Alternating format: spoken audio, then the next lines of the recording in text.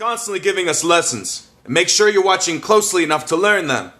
One of the best ways I learn lessons is through film. One of the greatest films I've ever seen is called Rush. Rush is about two Formula One racers. One's named Nicky and one name's James. And they're enemies.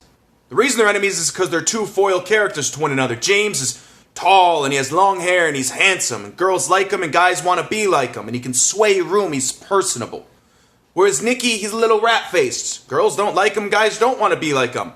But he gets results because he puts his nose to the grindstone. He works hard. Two totally different people.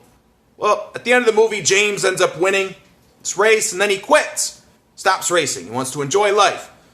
So Nicky doesn't have James around anymore to be his enemy. One day, Nicky's at the airport and he's working on his plane and he sees James come stumbling out of a private jet with a bunch of girls. They see each other and James goes over and they talk. And as they're talking, Nicky looks at him and says, "James, a fool can get much more from an enemy than a smart man can from a friend.